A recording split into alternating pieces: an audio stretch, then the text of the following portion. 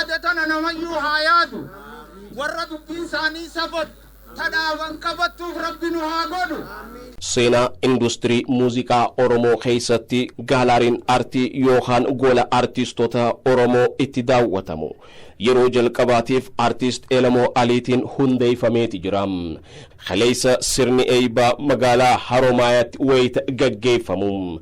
Keessummootni kabaja godinoota Harargee lameen dabalatee bulchiinsa dirree dhawaa naannoo Somaaleef Hararirra akkanumattu Finfinneerra kan itti hirmaatan yoo ta'u, kantiibaan bulchiinsa magaalaa Haroomayaadhaa haasaa baniinsaa taasisaniin hojii Elemoo Alii hojjete seenaa industirii muuziqaa Oromoo keessatti qooda olaanaa qaba jechuudhaan himen.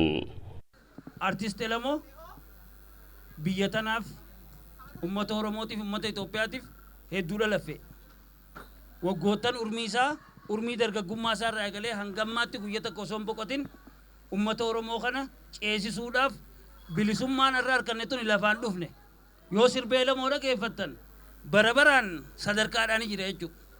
Yoo fadhii qabaate silaa kan biraa sirbee qarshii sassaabbachuu danda'a. Garuu sirbee ummata keenya kakaasu sirbee injifannoo arraantana Oromoon akkana walitti qabattee mari'achuu fi eebbisuu dandeesse. Kanaaf galtee guddaa taasisanii akka mootummaattis akka bulchiinsa magaalaa Haramaatti illee artist Elemoo Alii baay'een galatoomfadhaa jechuudha. Artist Elemoo Alii hojii gola artistoota Oromoo kana hundeessuudhaaf karoora baroota dheeraadhaaf qabaachaa ture. Umrii ji'oota 12 ol itti fixuudhaan dhugoomsachuu isaatti baay'ee gammachuun itti dhagahamuu himuudhaan yaadrimeen kun eessaa akka itti hime waltajjii irratti himanii jiran. Dhugaa dubbachuudhaaf waan kanatti na kakaase akkumaan jeetti dadhabinsa nuti qabnu ta'uu mala isarraa illee chini baana akka fakkiitti wanni hafe maalii jeetiin xinxili waan artiirraa haa ta'u yoo wama xiqqaa kana garte isuma kanaan guddifadhee godha maaliin jennan warra lubbuu isaanii qaqqaalii akka maletti laatee fi warreen afaan Oromoo kana calaqqisuu irratti ifaajjee guddaa godhe kadamoo san arganne kabo'aan arganne gaafa argate immoo meeshaalee silaa gartee ittiin tattaphatu bitatee yookaan horii kafalee afaan isaa kana jabeessuudhaaf sochii gurguddaa godhe kana warreen wareegamaniif rabbi ramataa godhu. Kan jiraniif ammoo jiruu tana akkanatti footoo isaanii tana boca kana agarsiisuun ta duraa gammachuudha. Lammada dhalateenya ta dhuftu jabeessuudha. If bira taree immoo aan mataan kiyyattiin gammada.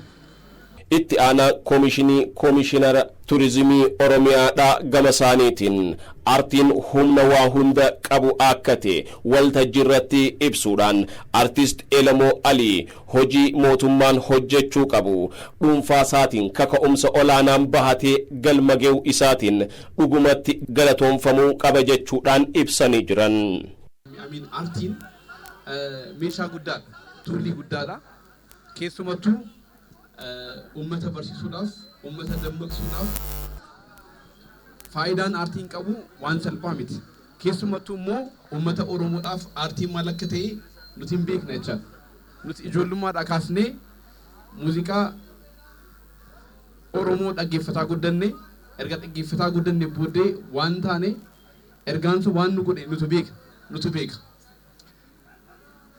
Dhaggeeffannee qofa nafne ittiis fayyadamnee Oromiyaadhaaf waan goone nutu beeka jechaadha.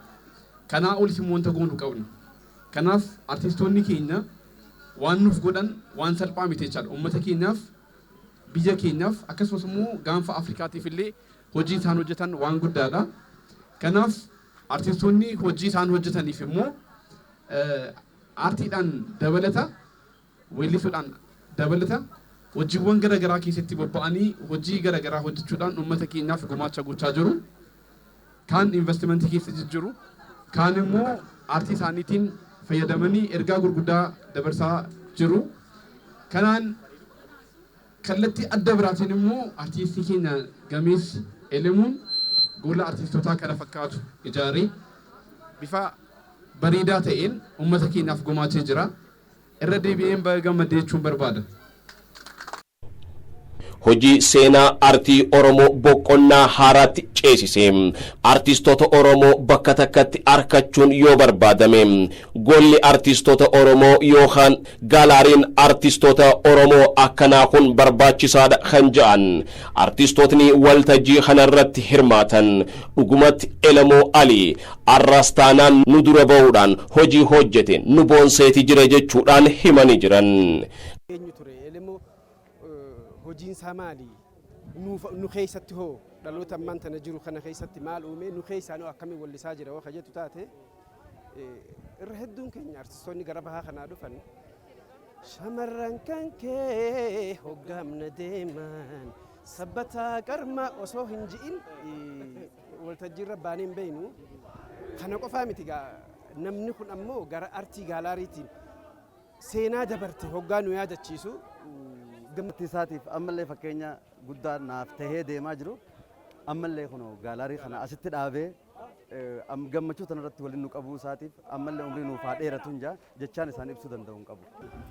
Baay'ee nama boonsisa inumaa waan gartee namoonni gartee sila godhuu qaban irraanfata Elemoo godhe waan guddaa waan gartee akka Harargeetti illee akka artistoota Oromootti illee ammallee fuudhee artistoota afran qallootti illee waan gartee Elemoo qofa odoon ta'in nu hunda boonsisu godhu Elemoo hangafummaan tana qabdi gaa.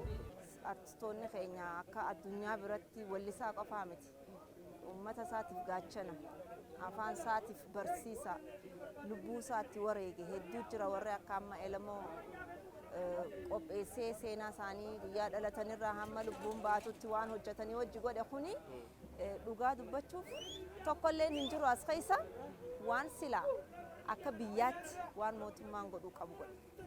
So kanaafuu kun maal nama agarsiisa nuti ammallee hoogganaa artii keenya akka taanedha karaa biraatiin. Sirni Eebbaa gola artistoota Oromoo artist Elemoo Aliitiin hundeeffame kanarratti kantiibaa bulchiinsa Dirree Dhawaa bakka bu'uudhaan kan argaman Daayirektoreetii Abbaa Taayitaa Galiiwwan bulchiinsa Dirree Dhawaa obbo Abdusalaam Muhammad seenaa industirii muuziqaa Oromoo keessatti Dirreen Dhawaa seenaa olaanaa qabdi. Har'a magaalaa Haroomayaa keessatti golli artistoota Oromoo hundeeffamuu isaatti bulchiinsi Dirree Dhawaa imalmaana gammadu isaatii fi hojii Elemoo Alii kana babal'isuu fi deeggaruudhaaf bulchiinsi qophii ta'uu isaa himanii jiran. Magaalaa Haroomayaa ta'uu isiitiis ergaa guddaa qaba jeetiin ibsuu barbaada. Kanaaf akka hooggantoota bulchiinsa Dirree Dhawaatii fi akka lammii tokkoottis akka Oromoottis deeggarsa barbaachisaa ta'eef kunuunsa barbaachisaa ta'e akka goonu asumaan ergaa dabarsuun barbaada. Gammachuu guddaa olaanaa ta'etu nutti dhagahame jechuudha. Asumaan ergaa dabarsuun barbaada galatooma. Abbaan gola ambaa artistoota Oromoo artist Elemoo Ali hojii ammaan tana jalqabe cimsee kan itti fufu ta'uu isaa himuudhaan itti aansuudhaan gola ambaa artistoota Oromoo lammaffaa magaalaa Dirree Dhawaa keessatti hundeessuudhaaf karoora qabaachuu isaatis himeeti jira.